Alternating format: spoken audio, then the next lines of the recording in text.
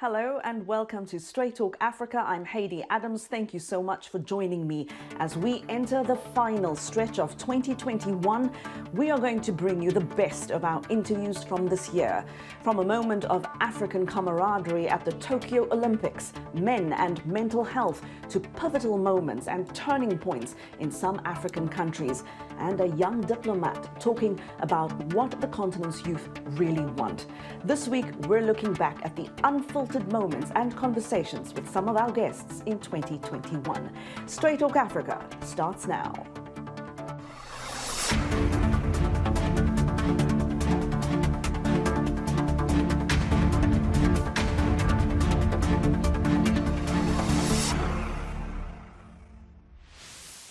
"2021 saw young people across Africa continue to advocate for the future they want. Young people say they want an Africa with economic opportunities, access to jobs, healthcare, affordable education, the internet, freedom from oppression, and a seat at the decision-making table." Now, when it comes to straight talk, few do it better than Tunisian diplomat Aya Chebbi. For 2 years, she served as the African Union's first special envoy on youth. Her term ended earlier this year, and she spoke to me from Addis Ababa, Ethiopia, as she reflected on her time with the AU, her experiences speaking to youth across the continent, and what she believes sets this generation apart from others before it. Being in Africa now is so exciting for me because all I see is progress. Many of the demands of youth is around the delivery of services. That's why you need to have your voice heard at the African Union level. We are all from all generations, an integral part of change and transformation. I always say we're the coolest and the better educated generation and the most innovative generation. And I think what is unique about us as African youth, because we reach a point in history right now, like the millennials, we are the youngest in history and in the world. We're 65% under 30 as African youth in our population in Africa. So we have this demographic power that didn't exist before. So when young people take to the street, when no one listens, it's really power. It's in masses. Let's shake things up! Even before joining the African Union, I traveled across 30 African countries at least, just, living with my comrades and to see that we have the same issues. We are products of the same regimes, the same systems, the same structures. And that gives us also the power when we come together, we can have those solutions to apply to many of our countries. So I think the Pan-African space for my generation right now is very unique compared to like the 60s and 50s, because at the time they wanted to create nation states.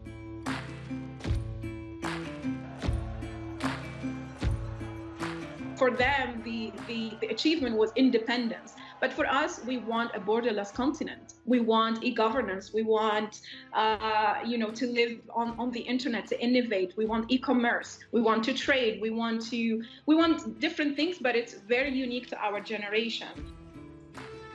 Even though we are oppressed, like the internet shutdown is really oppressing a lot of young people to innovate online. The police brutality when young people go out to the streets is oppressing young people from expressing themselves. A lot of young people today live on a daily basis feeling that I can die of COVID-19, or I can die of hunger, or I can die on the Mediterranean. It's the same for me. I do not enjoy as a young person my basic human rights. And that could be from living in poverty, to not being able to express yourself, to your government not believing in you, not investing in you, to your startup dying, after putting all your dreams on it after 1 year because no one supports you, to you as a young woman, finding yourself double crime because you're young and you're female, to people with disability, to finding yourself in a refugee camp. So all these are forms of marginalization and layers of marginalization. But I think the bottom line of it is the perception of injustice, that it's not fair that we have the youngest continent in the world and we're run by old men. It's just not fair. So that perception that it's not fair that 70% of Africa is offline while the rest of the world is enjoying their access to internet. It's not fair that we don't contribute to climate change and we're the most impacted for it. So those perception of injustice, for me, is what makes young people feel so marginalized, and it makes them feel, okay, then I belong to a violent group, or I belong to an extremist group, or I can find an alternative space of belonging because my government, my state, my community doesn't value me. Basically, it goes down to, am I valued as a young person? No, we still live in a continent that doesn't care about its youthful population, even though in speeches and in discourses and it's all about demographic dividend. But concretely, there is no value and justice in what this generation really deserves.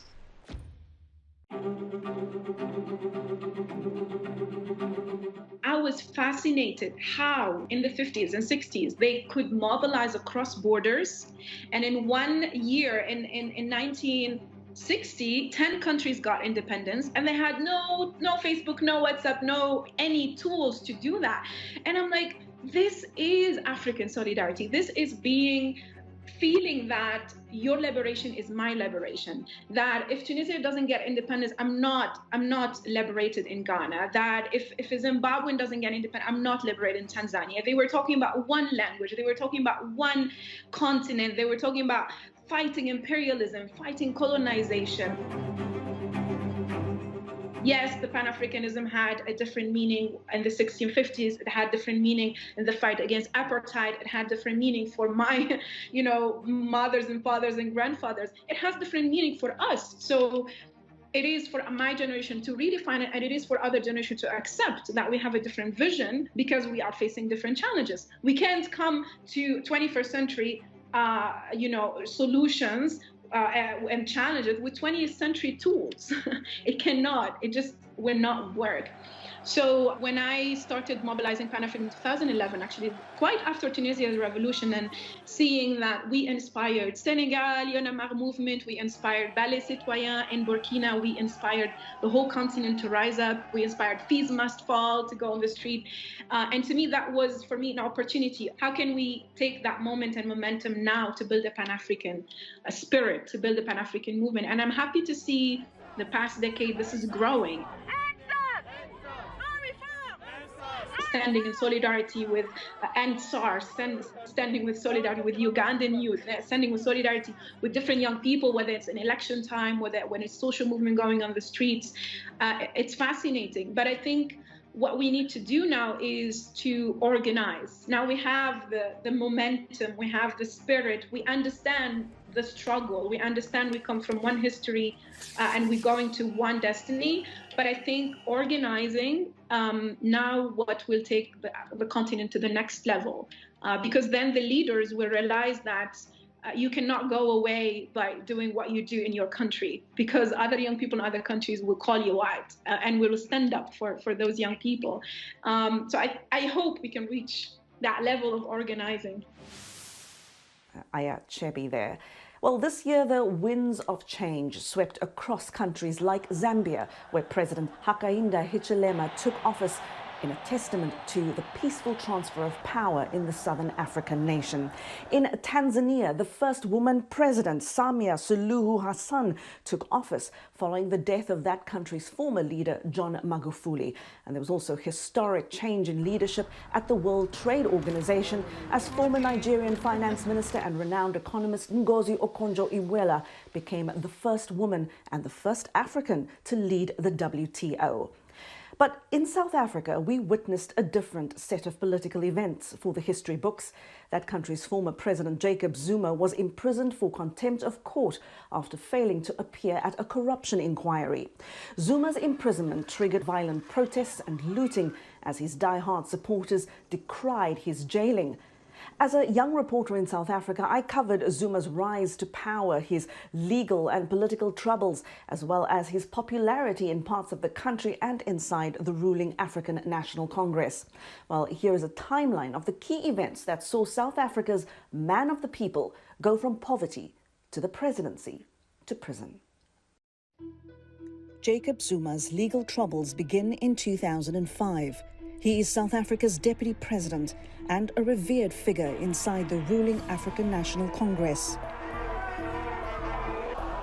But Zuma is also embroiled in a major scandal linked to a controversial 1999 government arms deal. He is charged with corruption for allegedly accepting bribes from a French weapons company. Zuma denies wrongdoing, but is fired by then-President Thabo Mbeki. It would be best to release Honorable Jacob Zuma from his responsibilities. That same year, Zuma is charged with raping an HIV-positive family friend. He pleads not guilty, claims the sex was consensual, and that he took a shower after intercourse to avoid contracting HIV from unprotected sex. In 2006, Zuma is acquitted of rape. His corruption charges are also dismissed in court. In 2007, after a bitter tussle with Mbeki, Zuma takes over the ANC. He is wildly popular among the party's rank and file. But the law comes for him again. Zuma is indicted on multiple counts of racketeering, money laundering, corruption and fraud linked to the 1999 weapons deal. Things start to look up for Zuma in 2008. He is named one of Time's 100 most influential people. His political rival Thabo Mbeki is forced out of office, and a high court rules the corruption charges against Zuma are invalid. But in the run-up to the 2009 election, that high court ruling is overturned by the Supreme Court of Appeals. The ruling means Zuma's corruption prosecution can resume. Days before the election, prosecutors dropped the charges, citing political interference in the investigation. The ANC wins the 2009 election, and Jacob Zuma sweeps to power on a leftist brand of populism, vowing to fight corruption and lift many South Africans out of poverty. But early on, his presidency is clouded by personal and political controversy. Street protests erupt over government's lack of social service delivery. Then a warning from renowned anti-apartheid activist Archbishop Desmond Tutu.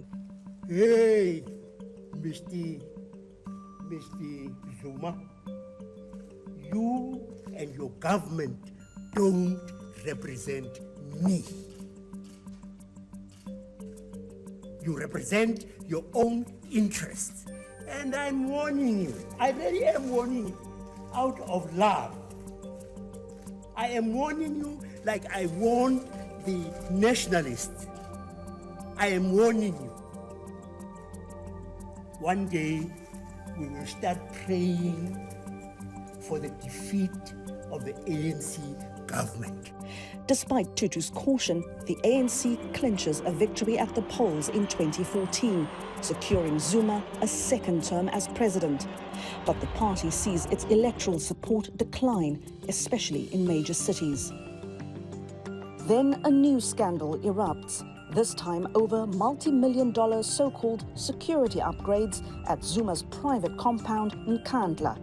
Take your seats. In Parliament, the opposition calls for Zuma to be held to account. When is he paying the money? In 2016, South Africa's Constitutional Court orders the president to pay back state funds used for non-security improvements to his family home. Visitor center, the amphitheater, the cattle kraal, the chicken run, and the swimming pool. An official inquiry clears Zuma of wrongdoing, but he apologizes to the country and pays back the money.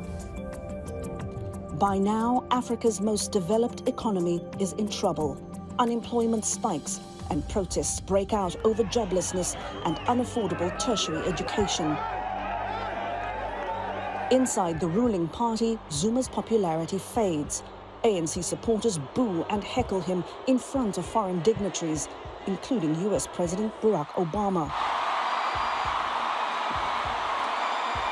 Thank you. The events of 2017 appear to be the death knell for Zuma's presidency. South African journalists uncover a massive government corruption scandal. Leaked confidential emails suggest Zuma and his family have ties to the immensely wealthy Indian-born Gupta brothers, and that the Guptas use their influence to appoint cabinet ministers and benefit from government contracts. The scandal sparks nationwide protests and calls for Zuma to go. That same year, South Africa's Supreme Court of Appeals rules that the president's corruption charges from the 1999 arms deal should again be reinstated. Zuma's legal and political baggage is now too much for the ANC to ignore. In February 2018, he is forced from office by his own party and replaced by Cyril Ramaphosa as leader of the ANC and ultimately the country. South Africa's National Prosecuting Authority announces it will reinstate charges against Zuma, 16 counts of corruption, racketeering and money laundering. When Zuma defies a court order to appear before a special inquiry into his time in office, a judge issues a warrant for his arrest. After an unsuccessful legal fight, Zuma is sentenced to prison for contempt of court. At his rural homestead, he addresses followers, likening his treatment to apartheid-era tactics. I'm not scared of going to jail for my beliefs. It will not be for the first time. I will be a prisoner of conscience.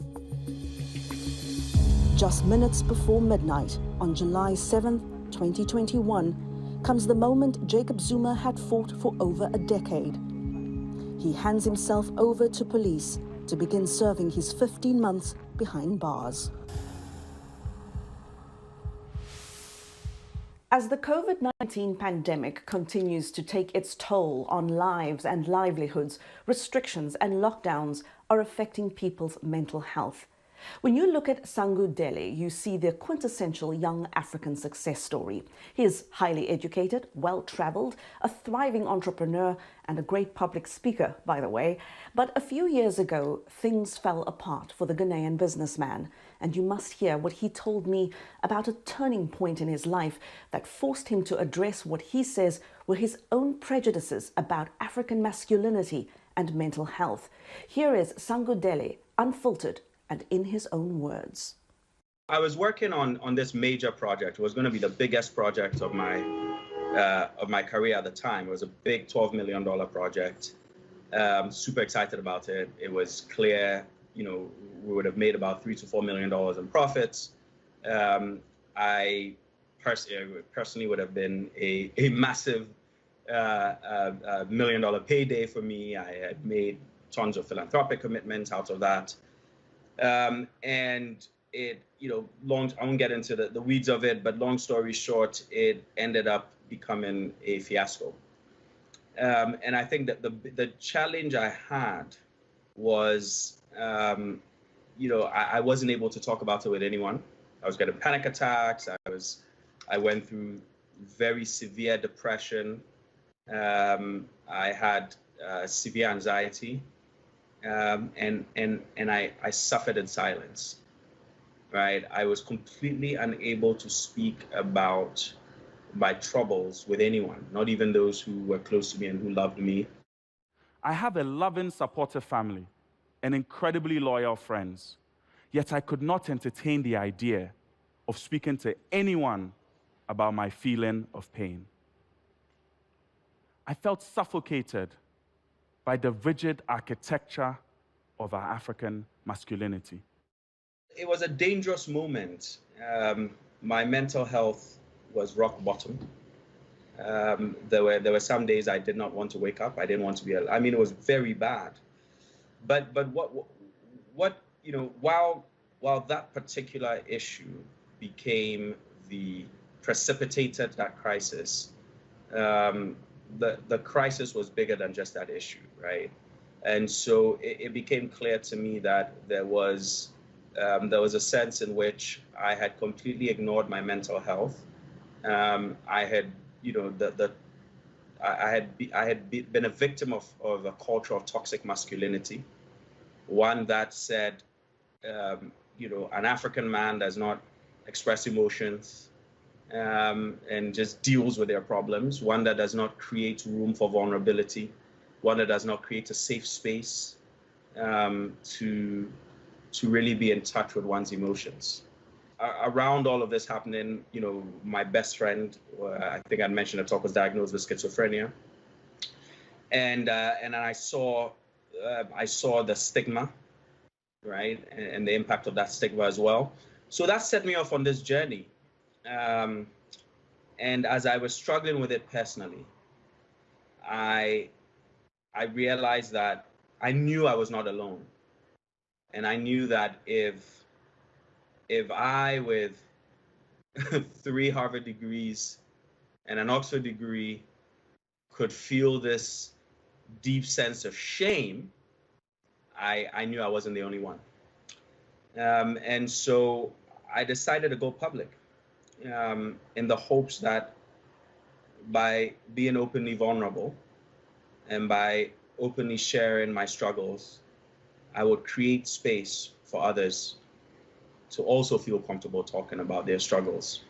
And I could at least help start a conversation, a much needed conversation, about fighting and ending the stigma that makes so many of us suffer in silence.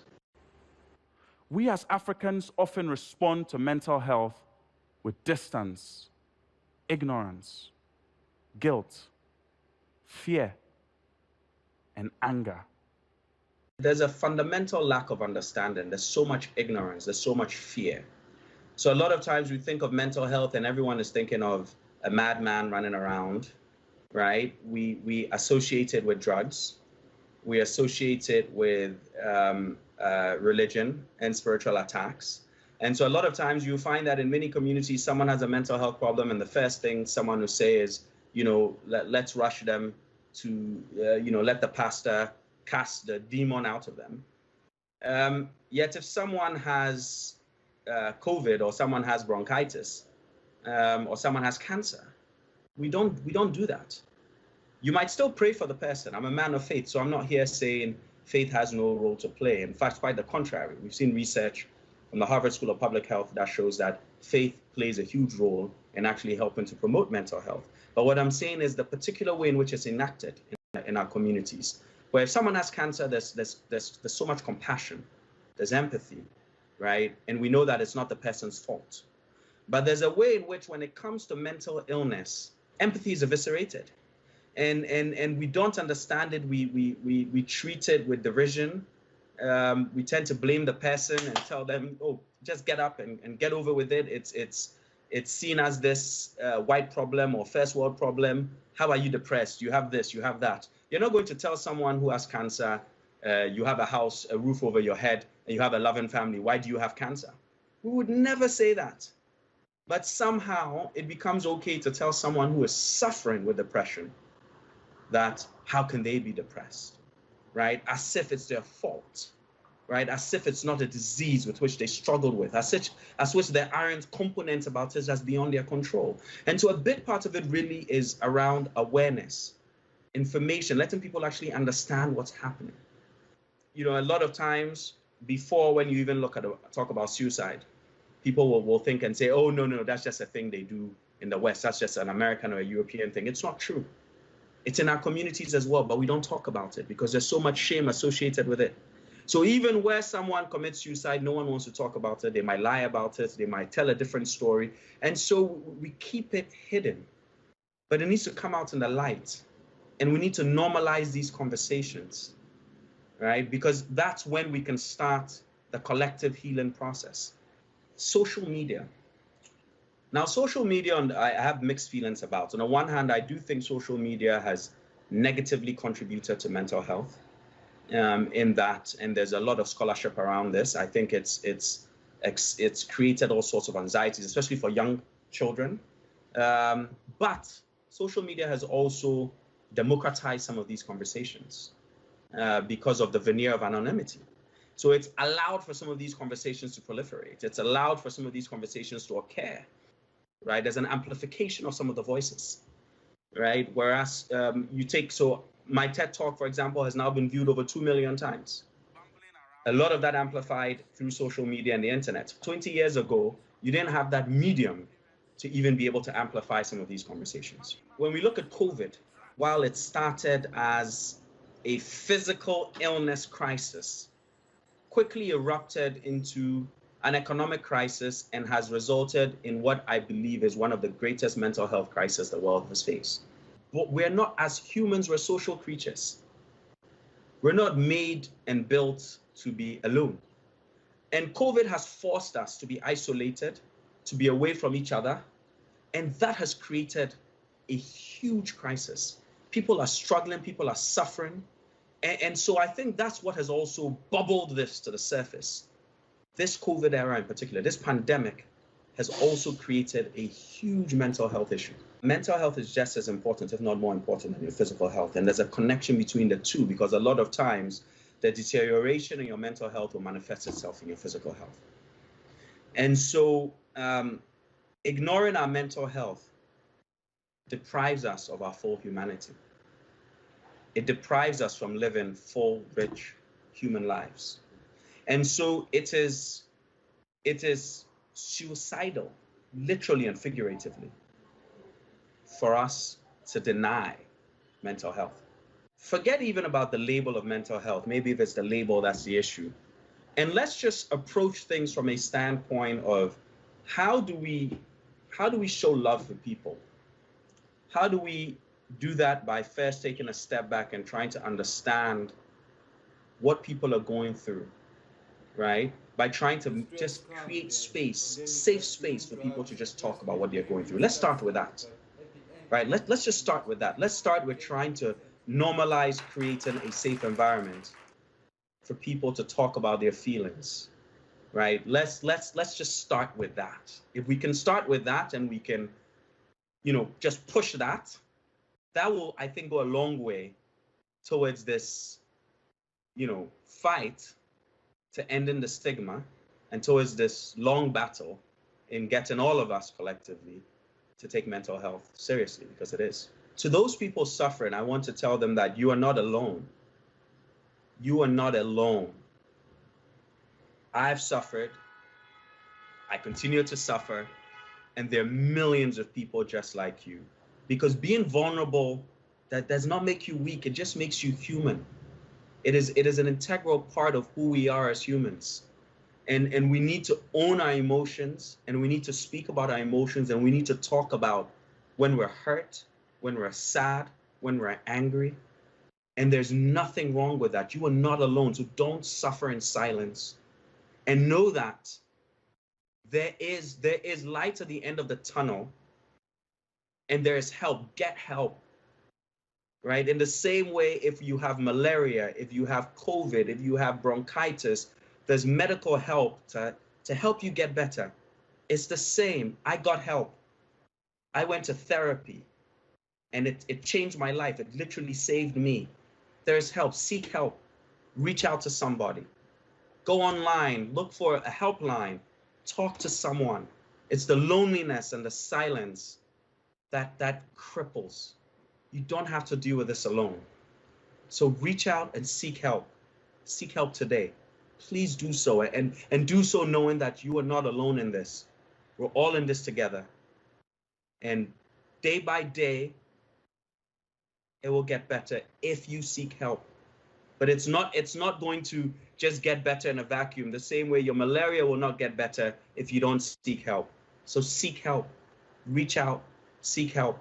And to those who are not suffering, look around your loved ones, check in on your loved ones, check in on people around you, and look out for your loved ones, check in on people, see how they're doing. Create a safe space for people to be able to come out and talk about their vulnerabilities and to talk about their sufferings. We need to take care of each other. It is time to end the stigma associated with mental illness. So the next time you hear mental, do not just think of the madman. Think of me. Thank you. Ghanaian entrepreneur Sangu Delle there. We're going to take a short break here, and when we come back, a moment of African camaraderie at the Tokyo Olympics, and a young Kenyan climate activist hoping to change the way people think about the changing climate in Africa. Health, wellness, sport, beauty, medical breakthroughs. Healthy Living cares about your well-being. What are the main health concerns in Africa and around the world? Find out the latest on coronavirus. Connect with our experts and ask them questions. How long does the virus stay? Join me, Linor Moudou, in Washington every week on Healthy Living, right here on VOA.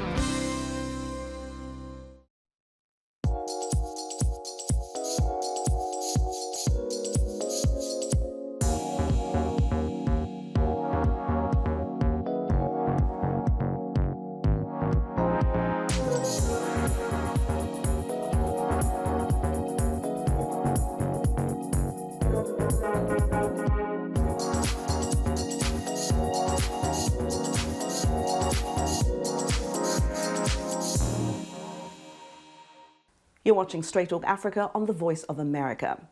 We're going to take you back to a moment on the final day of this year's Tokyo Olympics. It happened between these two men, Abdi Nageeye of the Netherlands and Bashir Abdi from Belgium. Both were born in Somalia and left the country at a young age. Locked in a three-way race for silver and bronze medals during the men's marathon, Nageeye suddenly slowed down and urged his struggling friend and competitor to overcome a leg cramp and beat Kenyan rival Lawrence Cherono in the final sprint to the finish line. Nageeye told me why he took the risk. Here he is, unfiltered and in his own words.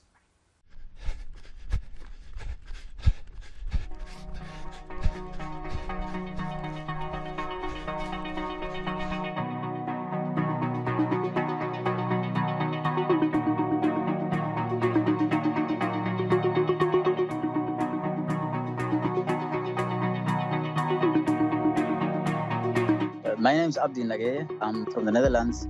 I'm a professional marathon runner, and I just competed the Tokyo Olympics 2020 in Japan.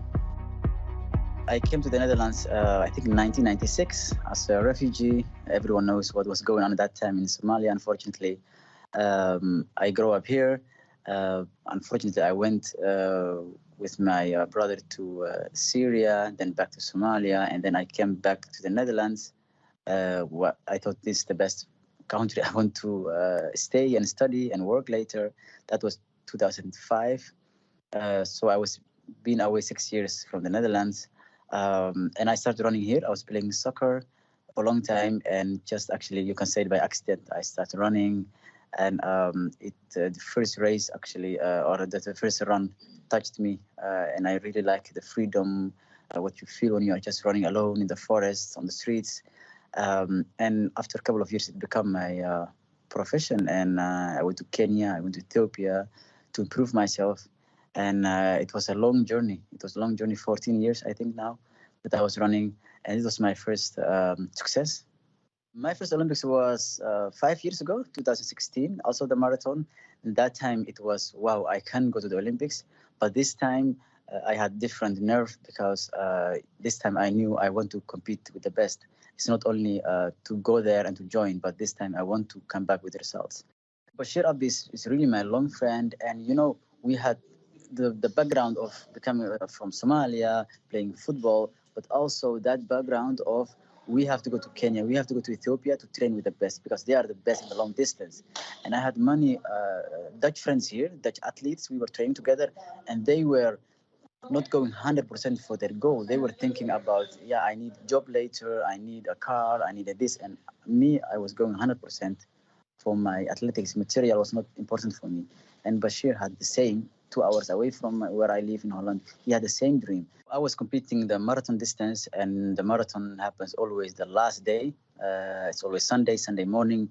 Most of the other races, other competitions are finished. If it's swimming, basketball, judo, everything is finished. The marathon have so much respect. It's the last day. We are there at the start line. And the race was going good. I was prepared well for the heat and for the hot conditions. My fitness was also good. Bashir Abdi, who was now number 3, we are teammates since 5 months and long friends since 2008 when I started running. And at 39 kilometer.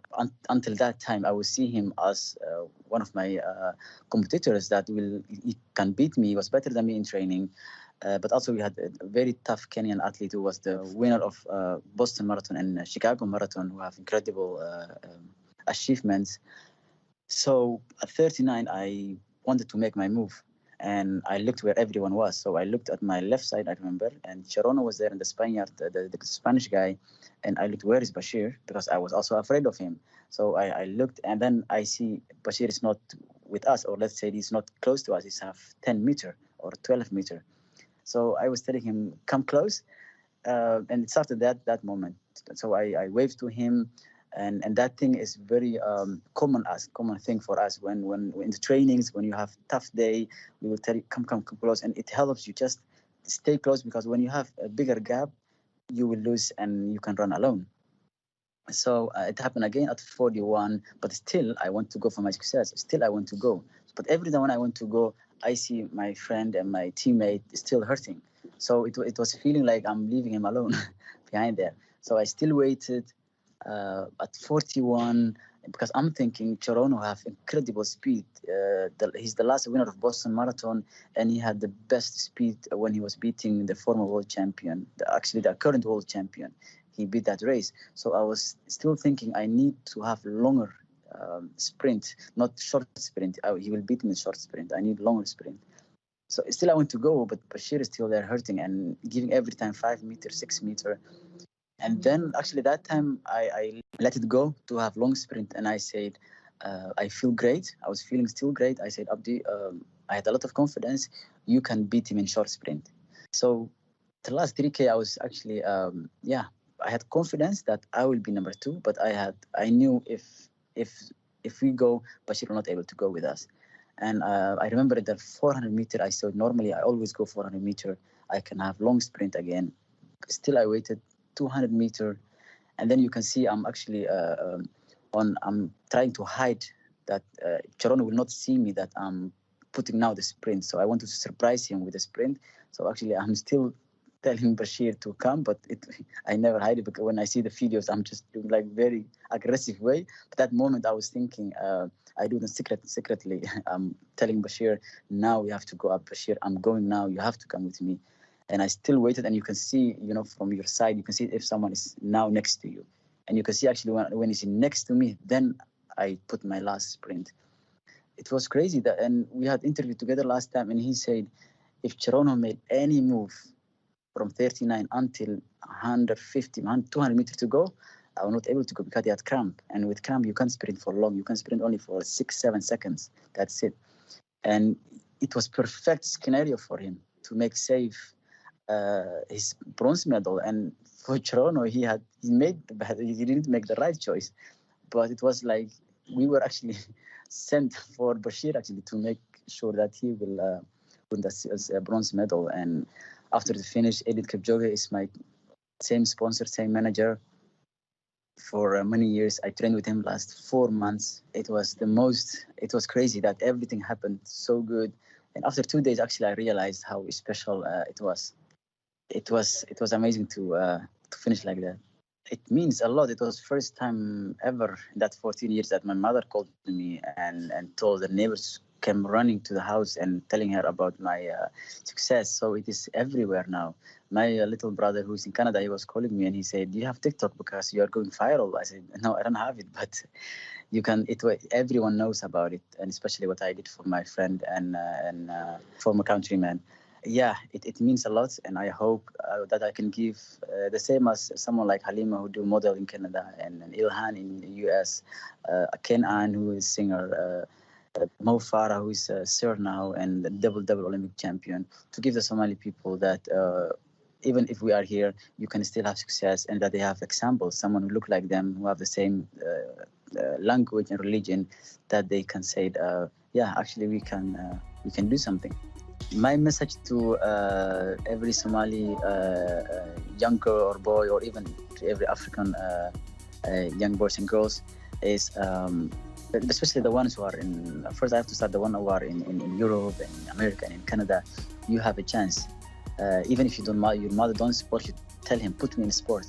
and let your parents follow you when you are Saturday morning, you have training or you have a race. Let them drive you. Just tell them, I need you to come with me. The other people have their parents with them, and many Somalis they don't support their kids with sport. They just think, oh, school is enough, that's it.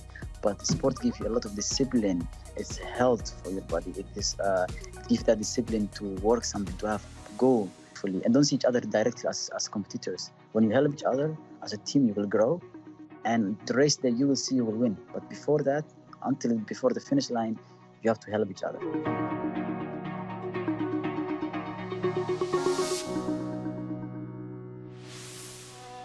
This week, we're shining a spotlight on who we call Africa's climate change makers. They're young conservationists, activists, and innovators who say it's time to change the way we think and talk about climate change in Africa. And that sometimes the message and solutions need to come from Africans themselves. Here are Kenya's Elizabeth Wathuti and Nigeria's Glory Oguegbu.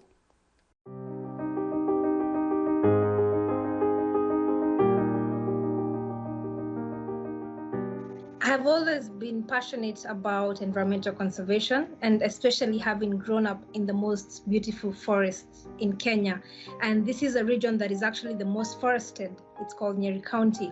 And my childhood memories include having spent a lot of time close to clean streams and close to beautiful forests. And gave me this natural connection with nature. And I remember a time when I also witnessed ecological grief, where trees that my friends and I had planted as children were cut down. I went into this forest and all I could find were tree logs and tree stumps, and this made me feel so angry. And since then, it then became a personal fight, a personal with nature, and it also became something that I always love to do each and every day. So I decided to found the Green Generation Initiative to nurture young people to love nature and to be environmentally conscious at a young age, because I do believe it's that connection with nature that made me love nature, and in the process made me always be on the front line to protect nature. And this initiative focuses on creating a generation of environmentally conscious individuals, because at the end of the day, it's about the collective actions of every individual right now that are going to help us shape this for the better.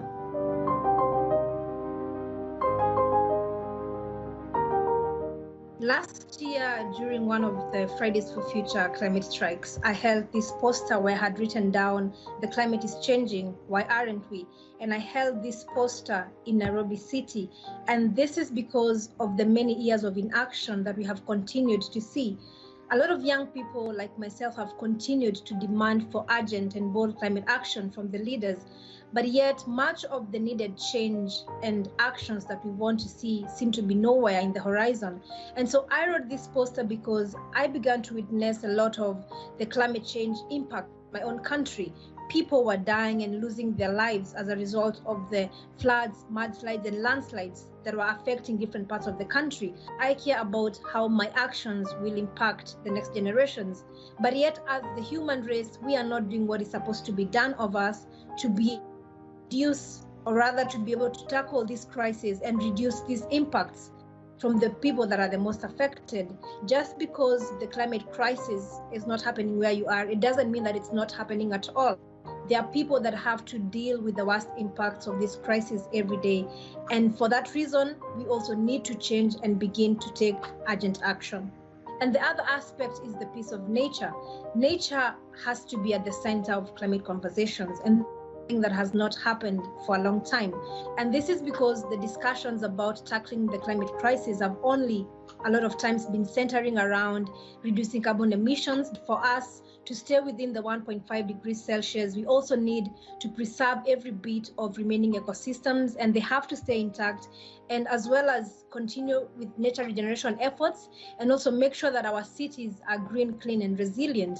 I would want an Africa where people do not have to deal with the worst impacts of climate change, an Africa that is resilient, an African continent where everybody can be able to afford and have a decent meal every day, and also a continent where of equal access to green spaces, equal access to clean drinking water as well, and an African continent whereby people will not have to really struggle in life in terms of the incomes and in terms of the fact that we see every day women who have to walk for long distances to look for water and food for their families, and that should not happen. We need to show global solidarities to continents like Africa to make sure that climate change adaptation and mitigation is at the center of the climate conversations as well.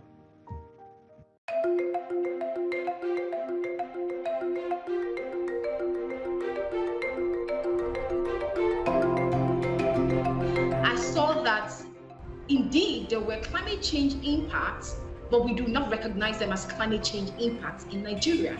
And if we wanted to begin the journey of combating climate change, we have to bridge that gap first. The people have to know what is going on, not just knowing what is going on, but understanding how this thing is going on in their country and how this thing affects them as a person. So on the normal day, Nigerian people are quite stubborn. They would not take any action against climate change if they did not see people dropping dead on the streets. I know a lot of people in Nigeria who cook with biomass. Now, the smoke that comes out from that firewood is aiding climate change. Not just that, it's even having other effects. How can I tell this woman that climate change is happening? Western literature has not helped telling the woman that polar bears are disappearing and that ices are melting across the world and that there is sea level rise and that the elephants have died does not make sense to an African. What I have learned in my journey is that people take action faster when they see how that problem is affecting them. It has to reach home before they can really take action faster. Then I could tell the woman who also has a farm nearby that your cassava has not done so well because there's been changes in the environment.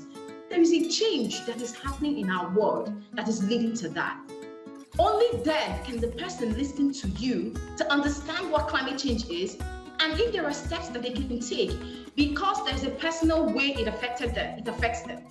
Understanding climate change and understanding the steps that you need to take, the changes that you need to make in your life to make sure that we live in a sustainable world.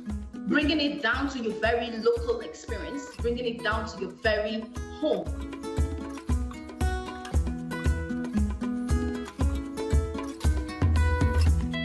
There are things that you do every day in your life that generate carbon dioxide, which is one of the most important greenhouse gases that aids climate change. But now we're telling people to be climate smart. We're telling people to stop those things. But how can we achieve a balance? It is by taking certain steps that have been proven, making little changes within those things that you're doing so that it's not having the same amount of impact to the environment. That's why I write a lot about climate change. I have a blog where I send to young people all the time to read so they can understand what's going on. I believe that education is paramount. Education will help people understand what the problem is and how to solve it before they even know what to do and take the action. Still ahead, an American photographer who flew his drone across cities in Africa and other parts of the world gives us a unique look at urban inequality from what he says is an unassailable viewpoint. Stay with us.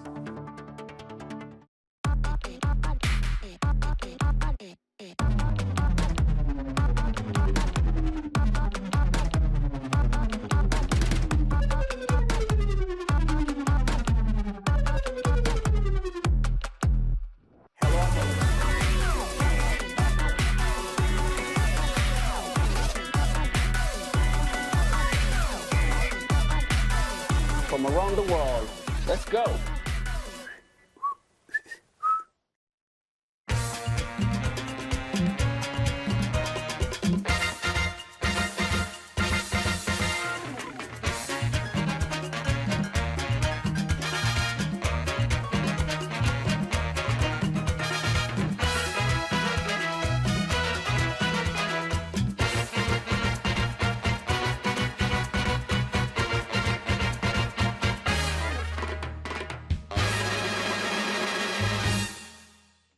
Welcome back.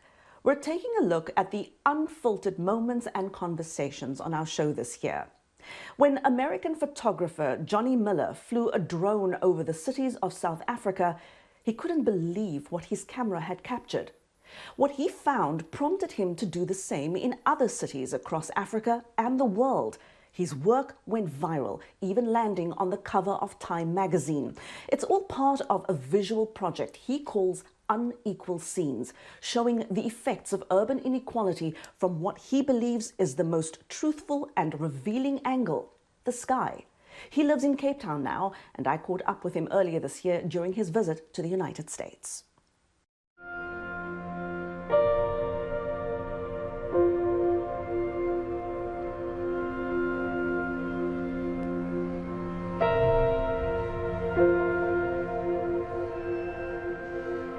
Unequal Scenes began in 2016. I'm a photographer. I'm an American living in Cape Town. I moved there in 2012 to go to University of Cape Town, and I studied anthropology. And part of my anthropology studies was looking at the post-apartheid city, is what they said. And I realized the post-apartheid city was where I was living in Cape Town. There was blocks and streets and neighborhoods that were totally of one race. Wealthy neighborhoods right next to slum neighborhoods, townships, with people living in shacks. And I felt like perhaps that's something that people in Cape Town have just grown up with.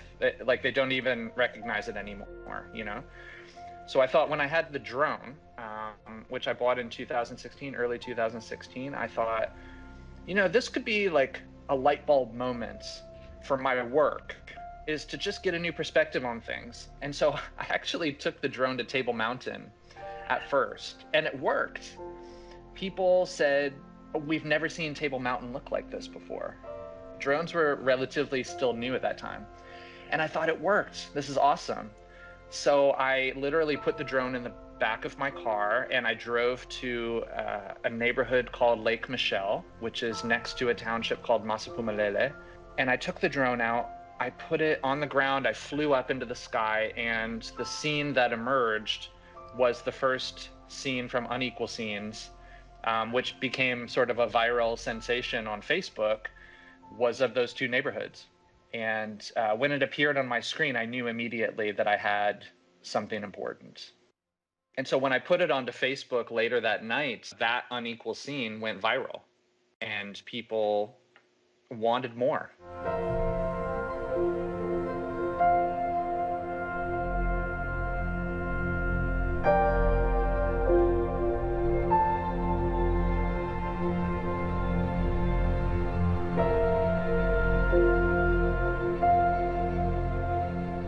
From there, the project just grew. And I've been really lucky to have amazing support from not only businesses, citizens, NGOs, universities, but actually government, specifically the South African government at all levels, local, provincial, and national, has been really supportive of Unequal Scenes. I can't say thanks enough for that, because it is an indictment on society as it stands now, I believe. And not just in Africa, but around the world where I've done the project.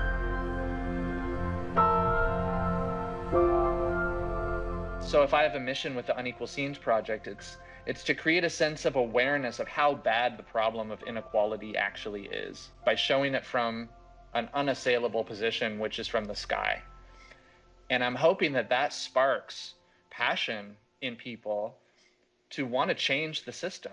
Just like the environmental movement has sparked that passion with climate change. I've had people tell me that normally people present photos of inequality by showing photos of poverty. And it becomes difficult when you show photos of poverty to separate your emotional state from the photograph. So as a visual communicator, I found it's actually been really effective to use aerial photography because it does distance the viewer and change the emotional interaction with the image and with the issue. To me, it's like looking at patterns in a way, right? You're looking at sort of puzzle pieces that either go together or don't go together. In terms of an aesthetic, I really like to put like strong boundary lines in my photos, not only because of the issue that I'm dealing with, which is inequality, obviously, but because it seems to trigger people in a way when they're scrolling through social media. When they look at my photos, they seem to get triggered in a way that helps them stop, understand more what I'm trying to say, delve deeper into the issue, and then hopefully share the image. And so making your images as compelling as possible, and I feel as relevant as possible to sort of middle class viewers, which is really my target audience, is something that's not an accident anymore. So on my website, you can see I've written quite extensively about each city and about each context, which is different from place to place. The scars in the urban fabric in Cape Town, for example, are different than the scars in Nairobi, which is a city that doesn't have the same history of apartheid. It doesn't have the same legacy of infrastructure from the 20th century. So they're building it now. And I think that those issues in terms of how to create a livable, sustainable, healthy city have different motivators. They have different particulars, but the overall goal is the same. There's almost sort of a common thread and narrative that runs through all these countries in the world, all these cities in the world, that speaks to sort of our neglects of how we distribute wealth and how we create an equitable world. It's relatively easy to show these images of inequality. It's much more difficult to get into the reasons why. Understanding each local context, for example, the cities in South Africa versus the cities in Kenya and Tanzania or even Nigeria have completely different drivers for the inequality that you see. They're all tied together into the same system of disenfranchisement that global capitalism sort of enfranchises, right, and makes possible. But their local drivers are different. There's features in various cities around the world that I've photographed that are the same. And I think that that is the common thread that ties together the whole project, which is this common notion that inequality is a systemic problem across countries. And it's a disenfranchisement of an entire classes of people. For example, in India, the caste system, and then in Brazil and America, mostly economic, but also partially racially segregated. That is like a cancer in our cities, right?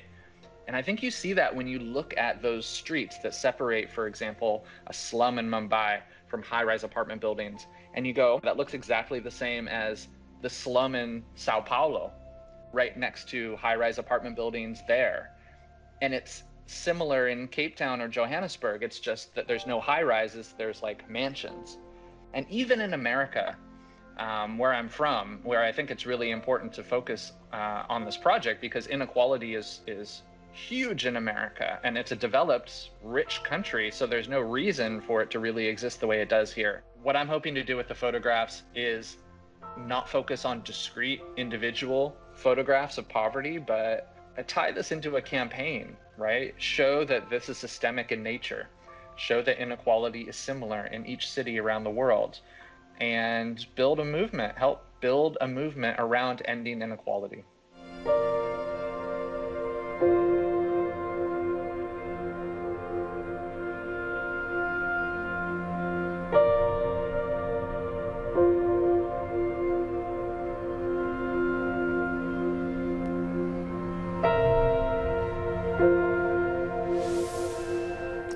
Photographer Johnny Miller there.